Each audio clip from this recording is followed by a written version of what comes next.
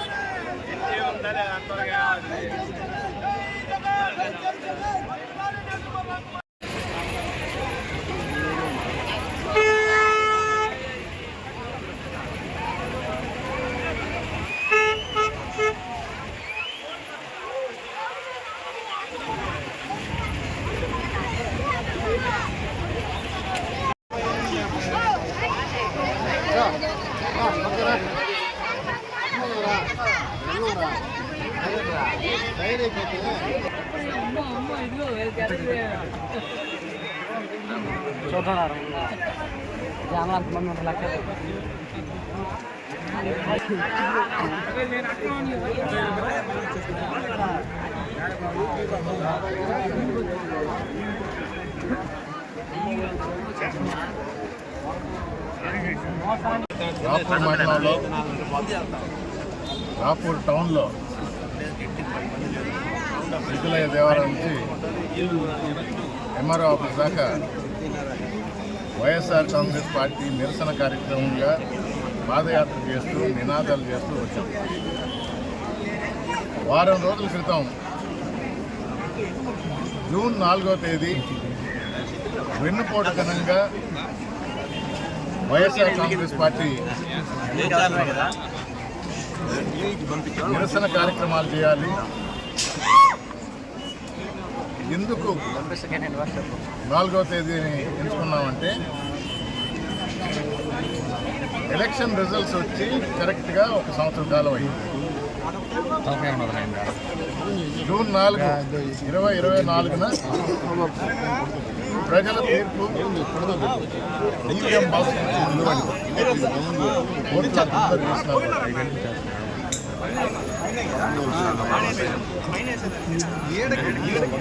ఏ విధంగా కూటమి ప్రభుత్వంలోకి వచ్చింది, దానికి సారథ్యం వహించి అధిక సీట్లు తీసుకున్న చంద్రబాబు నాయుడు గారు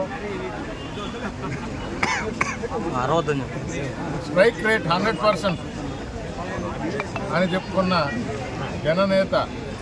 జనసేన నేత పవన్ కళ్యాణ్ గారు తప్పిపోయి అనలా జననేత ఎందుకంటే నేను మనుషుల్లో ఉంటాను, మీ తరఫున ప్రశ్నిస్తాను, మీకోసం పోరాడతాను, అధికారంలో ఉన్నా కూడా ప్రశ్నిస్తానని చెప్పిన పవన్ కళ్యాణ్ గారు వీరిద్దరూ కలిసి మేనిఫెస్టోని రిలీజ్ చేశారు. వీళ్ళిద్దరే బీజేపీ ఆ రోజు అంటే పూర్వానుభవంతో గత అనుభవంతో చంద్రబాబు నాయుడు గారితో కలిస్తే హామీలు అటకెక్కుతాయి, మేము దానికి బాధ్యత వహించము, మేనిఫెస్టోలో మా బొమ్మ ఉండకూడదు, మా గుర్తు కూడా ఉండకూడదని తొలగించడం జరిగింది. ఆ రోజు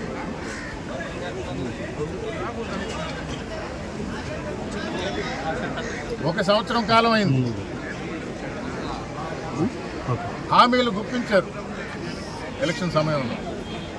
సూపర్ 6 అన్నారు, మంచి పేర్లు పెట్టారు. సూపర్ 6 అంటే నాకు మీకు కాదు, జనానికి అందరికి కూడా తెలుసు. 143 హామీలు ఇచ్చారు మొత్తం. ఎవరిని వదిలిపెట్టల. ఆంధ్ర రాష్ట్రంలో మోసం చేయటం, మభ్యపెట్టడం, అన్నిటికన్నా ముఖ్యంగా వెన్నుపోటు పొడవటం. తెలుగుదేశం యొక్క పేటెంట్ అది రిజిస్టర్ చేసుకున్నారు. ఇది మా హక్కు, వెన్నుపోటు పొడిస్తే మేమే పొడవాలి, ఇంకెవరు పొడవకూడదు అని పేటెంట్ చేసుకో ఉంటారు. ప్రతి నాయకుడు ప్రజల మధ్యలో ఉంటాడు. ఆ ఊర్లోనే ఉండాలి కదా, ఇంకెక్కడో కాదు కదా. వారికి అర్థమైంది మనం నోరెత్తలేము. వైఎస్ఆర్ కాంగ్రెస్ పార్టీ జూన్ 4న వెన్నుపోటు దినం అని డిక్లేర్ చేసింది. ప్రజల్ని వెన్నుపోటు పొడిచిన ప్రభుత్వం ఇది. హామీల గురించి అడుగుతున్నారు, మనం ఏం చెప్తాం? నాయకులకి క్లారిటీ ఉంది. అందుకని పచ్చ మీడియా రంగంలోకి దిగింది. ప్రజలారా, మీరు వెన్నుపోటు పొడిచారంట. జూన్ 4వ తేదీ రిజల్ట్స్ డిక్లేర్ చేశారు. జగన్మోహన్ రెడ్డి మీకు పథకాలు ఇచ్చాడు, అయినా మీరు వెన్నుపోటు పొడిచారంట. వైఎస్ఆర్ కాంగ్రెస్ పార్టీ జూన్ 4న వెన్నుపోటు దినంగా డిక్లేర్ చేసింది ఏంటి అంటే, మీరిచ్చిన హామీలు నిలబెట్టుకోలేదు. మీరు హామీలు ఇచ్చేసి ఓటేయండి అని అడిగారు. ఈ హామీలు, ఈ పథకాలు వైఎస్ఆర్ కాంగ్రెస్ పార్టీ చేసిన పథకాల కన్నా మెరుగ్గా చేస్తాము, ఇప్పుడే చెప్పారు, ఒక్కొక్క ఫ్యామిలీలో ఒక్కొక్క పిల్లాడికి 15,000 ఇస్తుంటే మీ అందరికీ తెలుసు ఇప్పటికీ రాష్ట్రం అంతా మారిమోగిపోతుంది. సీనియర్ నాయకులు, తెలుగుదేశం నాయకులు నీకు 15, నీకు 15, నీకు 15, నీకు 15, నీకు 15 ఎక్కాలు రెండోది మూడోది తెలియకపోవచ్చు, కానీ తెలుగుదేశం వల్ల 15 ఎక్క మాత్రం రాష్ట్రం అంతా తెలిసిపోయింది.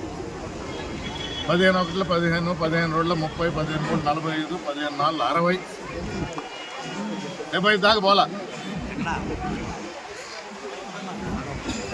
ఏమైంది ఏమైంది హామీ? ఇది వెన్నుపోటు కాదా? ఆంధ్ర రాష్ట్ర ప్రజల్ని ఈ పోటు వెన్నుపోటు కాదా అని ప్రజల తరఫున వైఎస్ఆర్ కాంగ్రెస్ పార్టీ నిలిచి ప్రభుత్వాన్ని ప్రశ్నిస్తుంది. వైఎస్ఆర్ కాంగ్రెస్ పార్టీ చేసిన ర్యాలీకి ప్రజల నుంచి వచ్చిన ఆదరణ. మనుషులు లేరు, ప్రజల గొంతుకని, ప్రజల మనసులో ఉండే మాటని మేము మీడియా మిత్రుల ద్వారా కూటమి ప్రభుత్వాన్ని ప్రశ్నిస్తున్నాం, అడుగుతున్నాం. జవాబు హామీల గురించి ఉండాలి. మేము ఇదే రోడ్డు వేసాము, ఆ రోడ్డు వేసాము, మా కార్యకర్తలకి మంచి చేసాము, బెల్ట్ షాపులు ప్రతి ఊర్లో ఉండేటట్టు అందుబాటులో తీసుకువచ్చాము, మా కార్యకర్తలకి రోడ్లు వేసుకోండిరా, మట్టి వేసినా బిల్లు ఇస్తాము. రోడ్డు వేసామన్నారు, 2 నెలల్లో రోడ్లు పోయినాయి. మహానాడుకి కడపలో చేసాము, 40 సంవత్సరాల తర్వాత గొప్పలు పోయారు. నాయకుల్ని ఇంటింటికి పోయి మేము ఇచ్చిన హామీలు నెరవేర్చాము, లేకపోతే ఇదిగో ఇది అని చెప్పమనండి. ఆ ధైర్యం వైఎస్ఆర్ కాంగ్రెస్ పార్టీకి ఉండింది. ఎలక్షన్ టైంలో పెట్టిన మేనిఫెస్టోలో 99% మేము నెరవేర్చాం కాబట్టి ప్రతి ఇంటికి వెళ్ళాం. పార్టీని కూడా చూడలా, పార్టీని చూడలా. వాళ్ళ అభీష్టం మేరకు ఓటేశారు. ప్రజా తీర్పుని గౌరవించాం, ప్రతిపక్షంలో ఉన్నాం. 40% ఓట్లు పడ్డాయి. వైఎస్ఆర్ కాంగ్రెస్ పార్టీకి 40% ఓట్లు పడ్డాయి. కూటమికి ఒక్కొక్క పార్టీకి విడగొడితే ఏ పార్టీకి కూడా 40% రాలా. వచ్చాయని చెప్పానండి, సవాలు విసురుతుందా? ఏ పార్టీకి 40% వచ్చిందో చెప్పానండి. మిగతా 2 పార్టీలకి ఎంతెంత వచ్చినాయో మీరే చెప్పండి. అత్యధిక మెజారిటీ సింగిల్ పార్టీగా వచ్చిన ప్రజాదరణ వైఎస్ఆర్ కాంగ్రెస్ పార్టీకి ఉంది. ఏమయ్యాడు?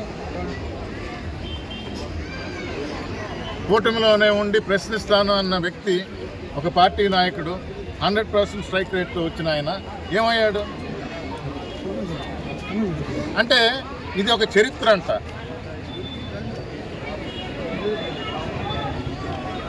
ఏ రకంగా అయినా చరిత్ర వాళ్ళకే సొత్తు, వాళ్ళకే చెల్లు. అది వరకు అంటే 19లో ఎన్ని సీట్లలో నిలబడ్డారు మర్చిపోయారు. 19లో జనసేన ఎన్ని స్థానాల్లో నిలబడింది, ఎన్ని స్థానాలు గెలిచింది, అప్పుడు స్ట్రైక్ రేట్ ఎంత, అది కూడా చెప్తే బాగుంటుంది. సరే, మంచిదే, ప్రజలు ఆదరించారు, మాటలు నమ్మారు, ఓట్లు వేశారు. మరి ప్రశ్నించండి, ప్రభుత్వంలో భాగంగా ప్రశ్నించండి.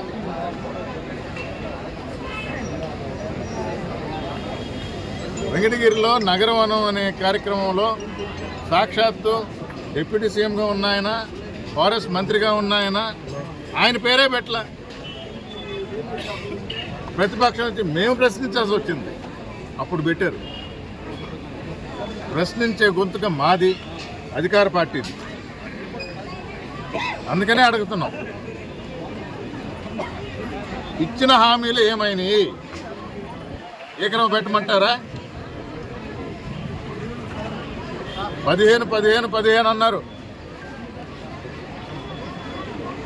ఇక్కడ ఇంకోటి గమనించాలా, ఇది అమ్మఒడి జగన్మోహన్ రెడ్డి పెట్టిన పేరు, వైఎస్ఆర్ కాంగ్రెస్ ప్రభుత్వం పెట్టిన పేరు, మొట్టమొదటిసారిగా పెట్టిన పథకం.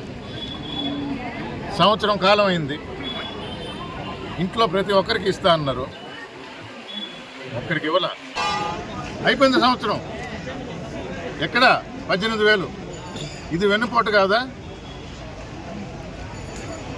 నిరుద్యోగ యువతకి నెలకి 3,000. నేను ఆ రోజే చెప్పాను, ఇది వరకు 2,000 అన్నారు, అసలు దాన్ని ఊసేయలేదు. ఈసారి 3,000 నిరుద్యోగ యువతకి. సంవత్సరం అయింది, ఇది వెన్నుపోటు కాదా? రైతులకి రైతు భరోసా కింద వైఎస్ఆర్ కాంగ్రెస్ ప్రభుత్వం, వైఎస్ఆర్ ప్రభుత్వం ఇచ్చేదానికన్నా మేము అధికంగా 20,000 ఇస్తాము అన్నారు. సంవత్సరం కాలం అయింది, ఇది వెన్నుపోటు కాదా? ఇవన్నీ వెన్నుపోట్లే కదా. నేతన్న నేస్తం ఇచ్చేవాళ్ళం, కనబడకుండా పోయింది. వాహన మిత్ర ఇచ్చేవాళ్ళం, కనబడకుండా పోయింది. ఏ పథకం మేము చెప్పిన దానికన్నా అధికంగా ఇస్తాం మేము అని ఆశ చూపి హామీలు ఇచ్చి ఓట్లు వేయించుకొని, మీకు ఓట్లు పడ్డాయి, మీకు ప్రభుత్వం ఏర్పడడానికి కారకులైన జనంకి ఇచ్చిన మాటలు హామీలు ఏమైనాయనే మేము అడుగుతున్నాం. ఇదే వెన్నుపోటు అంటున్నాం. శంకుస్థాపనలు చేశారు, రీలాంచ్ అంట. ఇది వరకు మోడీ గారు వచ్చారు, మళ్ళా రెండోసారి తీసుకువచ్చి ఆయన ఎంత బాధపడతా ఉంటాడు. నేనే వచ్చి స్టోన్ వేసాను, నేనే వచ్చి మళ్ళా రీలాంచ్ అంటున్నాను.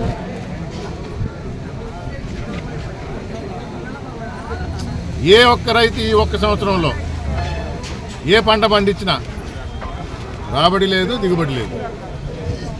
ఎవరు సంతోషంగా లేదు. ప్రజలు ఒక నిర్ణయానికి వచ్చారు, ఈ ప్రభుత్వం మనల్ని మోసం చేసింది. ఎప్పుడు అవకాశం వస్తే, ఎలాంటి అవకాశం వచ్చినా, అది ఎంపీ ఎలక్షనో ఎమ్మెల్యే ఎలక్షన్ కాదు, కౌన్సిల్ ఎలక్షన్ అయినా, ఎంపీటీసీ ఎలక్షన్ అయినా, జడ్పీటీసీ ఎలక్షన్ అయినా, పార్టీ పరంగా కాకుండా ఉన్న సర్పంచ్ ఎలక్షన్ అయినా, నీటి సంఘ ఎలక్షన్ అయినా, సొసైటీ ఎలక్షన్ అయినా, ఎక్కడైనా కూడా ఈ కూటమి ప్రభుత్వాన్ని ఓడిచ్చేసి పక్కన కూర్చోబెడతామని ఒక నిర్ణయానికి ప్రజలు వచ్చారు, ఆంధ్ర రాష్ట్ర ప్రజలు. అందుకే ఈ ప్రభుత్వం ఎలక్షన్స్ పెట్టదు, అధికారులతో నడిపిస్తారు. జమిలీ ఎలక్షన్స్ వస్తున్నాయి 27. దాని లోపల ఎంత దోచుకోవటం అంత దోచేసుకుంటాం. ఆక్రమణల గురించి నేను తర్వాత వేరేగా మాట్లాడతాం, వేరే కార్యక్రమం పెడతాం. ఈరోజు ప్రజల తరఫున వెన్నుపోటు దినంగా ప్రకటించి దీనికి జవాబు ఇవ్వమని ప్రభుత్వాన్ని నిలదీస్తున్నాం. మీరు చూసారా ఎప్పుడన్నా?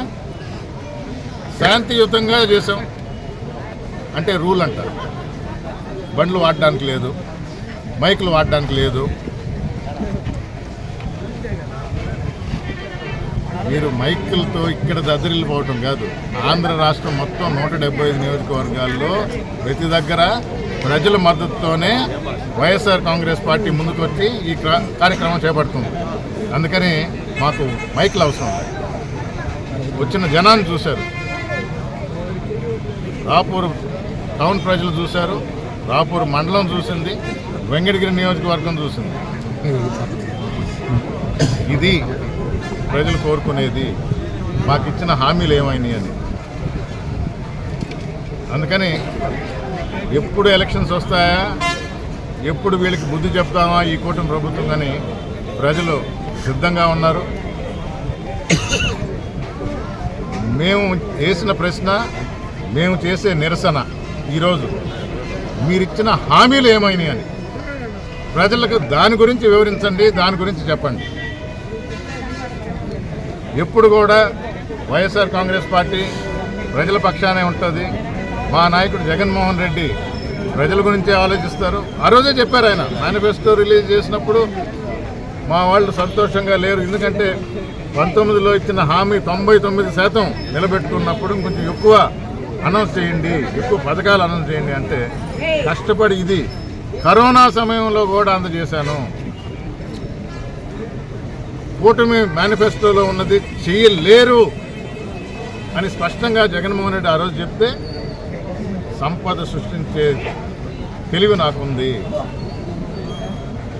ఇవి కానీ హామీ చేయకపోతే లోకేష్ గారు అన్నారు, ఇదిగో ఈ కాలర్ పట్టుకొని అడగండి అన్నారు.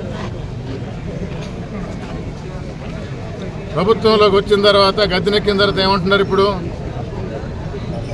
డబ్బులు లేవు. విజన్ 2047 అంటే 47 ఇంకో 22 సంవత్సరాల తర్వాత అప్పటికి వృద్ధి రేటు పెరిగి బాగుంటే అప్పుడు ఇస్తాం, ఇప్పుడు ఇవ్వలేను. ఇది కాదా వెన్నుపోటు? ఇది కాదా వెన్నుపోటు? అందుకే వెన్నుపోటు దినం.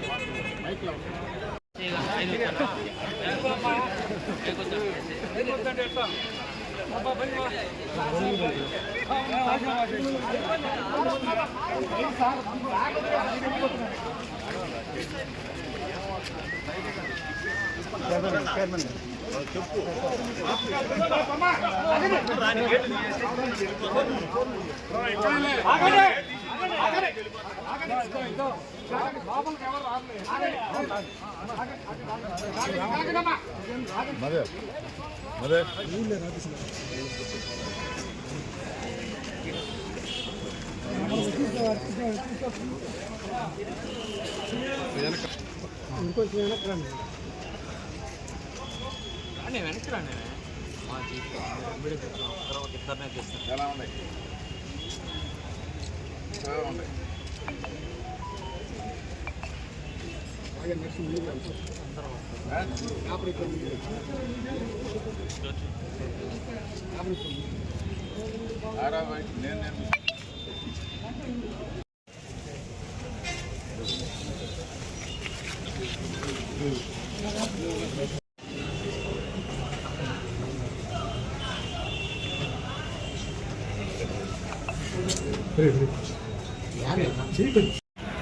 ఎస్ఐ గారికి లెటర్ ఇవ్వడం జరిగింది, సిఐ గారికి లెటర్ ఇవ్వడం జరిగింది, డిఎస్పీ గారికి లెటర్ ఇవ్వడం జరిగింది,